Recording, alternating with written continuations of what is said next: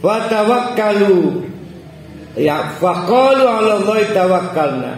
Rabbana la taj'al fitnatan lil qaumid dzalimin. Ini ada dua versi nih. Ini Nabi Musa itu terkenal doa-doanya. Nabi Musa. Doa ini ada dua versi pendapat. Rabbana la taj'alna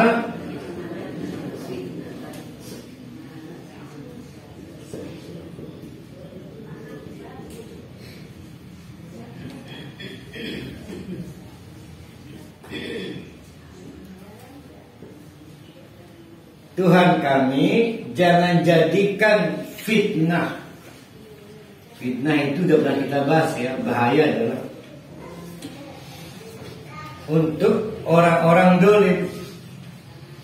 Satu, untuk orang-orang dolim. Dua, karena. Beda nggak? Ini kan ada lam nih. Li. Lamnya itu, lamnya li, bisa karena, bisa untuk. Kita lihat kan untuk. Rabbana, ya Tuhan kami, tolong. Walaupun saudara saya itu salah bid'ah, tolong. Jangan gara-gara menolak dakwah saya kena azab. Bager Nabi Musa itu. Paham ya? Nah, mungkin gak Nabi Musa kira-kira begini. Oke, kamu tetap mau bid'ah, seren ya, lamun kenangan ya aja ya. Mungkin gak kalau begitu, kalau pakaikan untuk. Enggak, dia bager, dia gak pengen masyarakat dakwahnya walaupun mengkriminalisasi, mengintimidasi Nabi Musa tetap sayang. Makanya dia berdoa pada Allah, ya Allah, jangan karena dia menolak dakwah saya timbul bahaya li qaumid dzalimin. Akibat ulahnya sendiri itu. Tolong kasihani. Dia itu orang-orang yang belum tahu doa. Kurang lebihnya. Itu kalau untuk ya. Kita kan belum tahu. Karena di ayat berikutnya Nabi Musa mohon diazab mereka. Versi kedua, karena li juga. Li itu untuk kan. Rabbana, ya Tuhan kami, la taj'alna, tolong dong jangan jadikan untuk kami fitnah, bahaya, hanya gara-gara kami gagal mendakwahi kaum yang dolim. Nah, sehingga saya ngomong gini, oke, saya cuma bisa mengingatkan kamu, tolong hentikan, gak ada amal begitu. Saya nggak mau disalahkan Allah karena saya nggak berdakwah. Itu yang karena. Tapi dua penafsiran ini berkembang. Nanti bisa kita luruskan di ayat berikutnya. Karena akhirnya di ayat-ayat berikutnya Nabi Musa akhirnya jengkel ke Firaun. Ya Allah, azab itu. Sehingga apes negeri Mesir mengalami satu situasi yang sulit diprediksi oleh perangkat-perangkat negara sekalipun. BMKG-nya nggak mampu membuat analisa.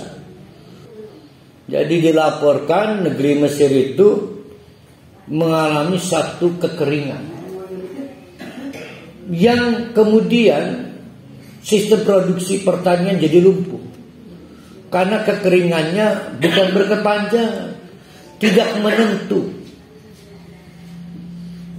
Cadangan air yang paling utama yaitu sungai Nil apa sungai Nil tadinya Mesir, bukan Cibere ya.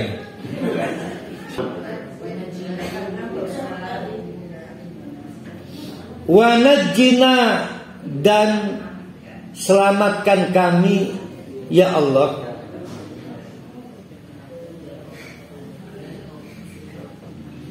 birahmatika, karena belas kasihan-Mu ya Allah,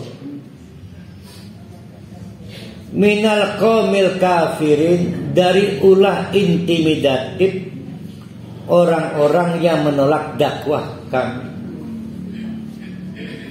Saya ingatkan, ini doa Nabi Musa sebagai pejuang dakwah. Aja minggu kena doa nolak utang, nolak penagih utang ya.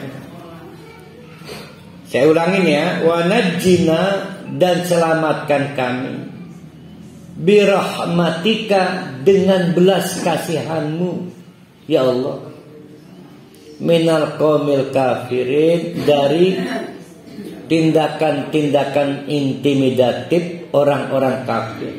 Kapan kita pengen dikasihani? Ketika sudah tidak ada daya upaya. Kalau doa ini pengen makbul, ya berdoalah pada saat sudah mentok. Belum mentok, jangan pakai doa ini. Sudah buntu, Arab ceramah lah ke ngelengerungu, sampai rabi bayi jengkel ngerungu laki ini ceramah. Doa ini bagus, ini doanya Nabi Musa nih. Nun, suasana kita sekarang ini sudah sampai situ kan?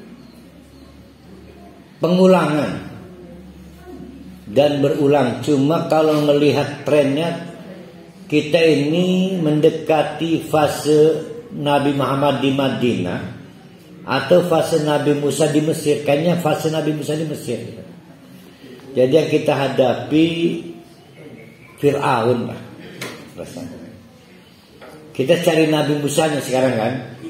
Ada para hari tenang.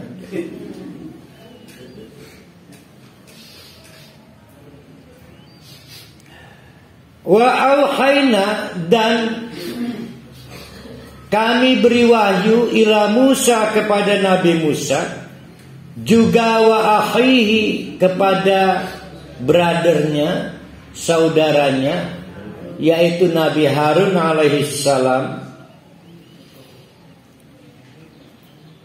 Apa wahyunya?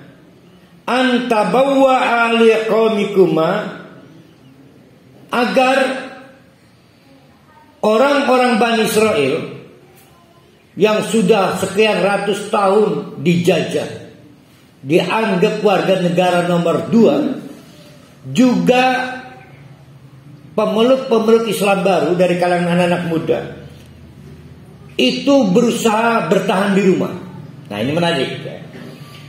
Antabawwa ali qaumikuma bi Misra buyutan, agar punya domisili tetap di Mesir. Kenapa itu? Rupanya imigran-imigran Bani Israel di Mesir itu memang tidak dapat KTP. Dapatnya KTPS, keterangan tanda penduduk sementawis. Ciri khasnya berpindah-pindah tempat, karena mereka nggak dapat hak milik tanah agraria.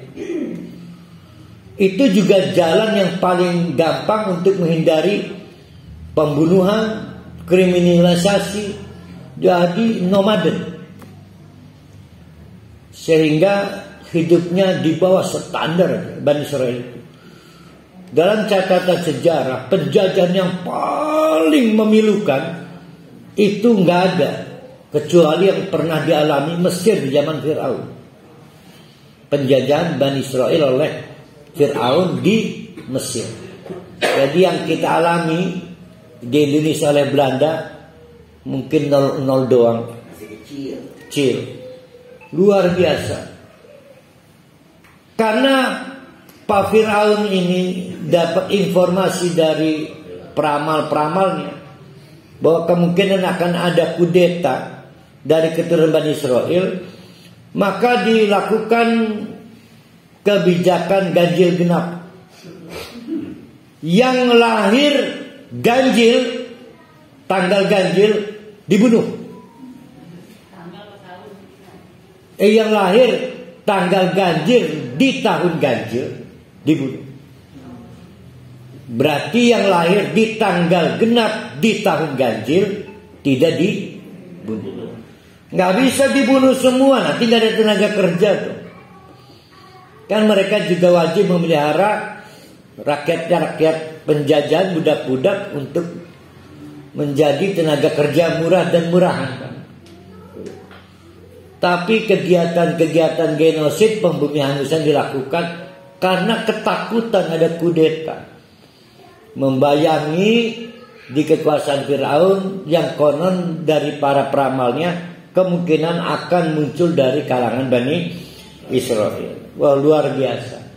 Maka hidup mereka nomaden, tidak punya lingkungan tetap.